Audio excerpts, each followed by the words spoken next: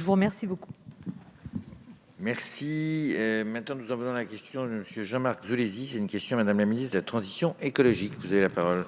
Merci beaucoup, Monsieur le Président. Madame la Ministre, vous le savez, la pollution sonore et atmosphérique générée par le transport routier est un véritable problème dans certains de nos territoires. Dans ma circonscription des Bouches-du-Rhône, les citoyens sont dans l'attente de mesures concrètes pour y faire face. Je pense notamment aux habitants de Rognac qui souhaitent voir aboutir la construction d'un mur anti-bruit aux abords de l'autoroute, ou encore aux citoyens de Grance pour qui le trafic routier entraîne de multiples nuisances.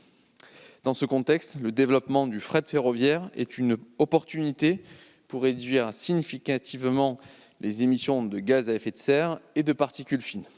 Cela passe par un investissement dans nos infrastructures et en particulier dans nos gares de triage. Ces gares souffrent depuis trop longtemps de sous-investissement et à titre d'exemple, la gare de triage de Miramas, l'une des 5 gares de triage à la gravité du réseau, en a fait les frais et n'est plus à sa capacité maximale de fret. Chaque jour passé sans investissement ajoute une ligne à l'ardoise de la rénovation.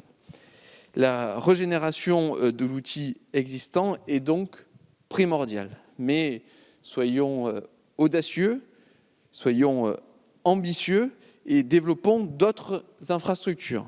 À proximité de la gare de triage se trouve la plateforme logistique de Clé-Sud. Je m'y suis rendu avec le maire de Grance, Yves Vidal, le 30 octobre dernier.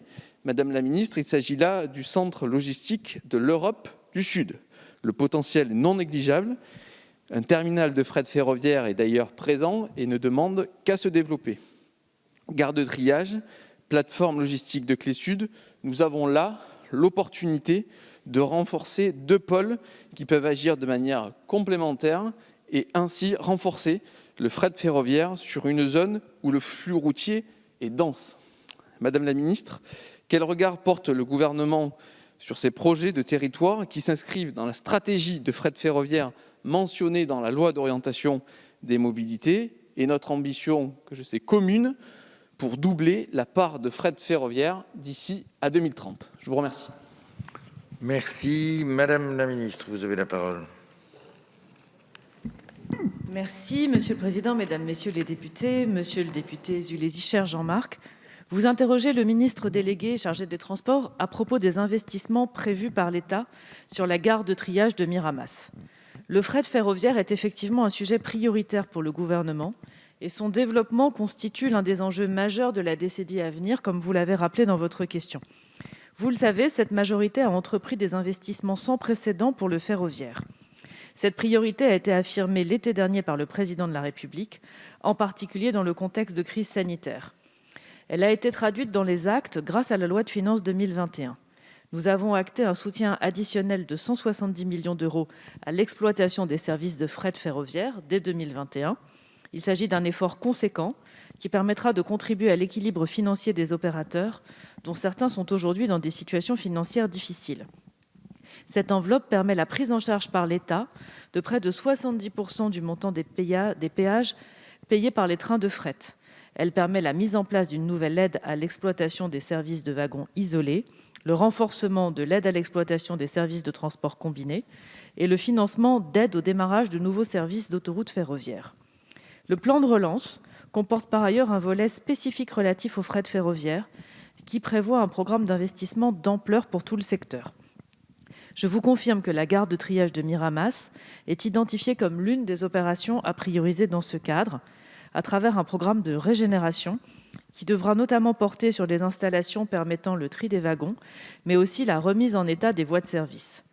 Nous avons par ailleurs conscience de la complémentarité que vous avez citée avec le développement de plateformes logistiques multimodales, dont le terminal Clé-Sud, et des crédits du plan de relance y seront fléchés.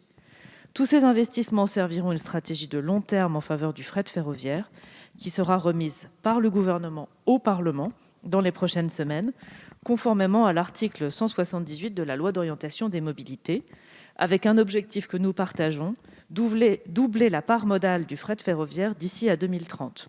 Le Gouvernement travaille en ce sens avec tous les partenaires pour réduire l'impact carbone des transports et le Parlement y sera forcément et largement associé.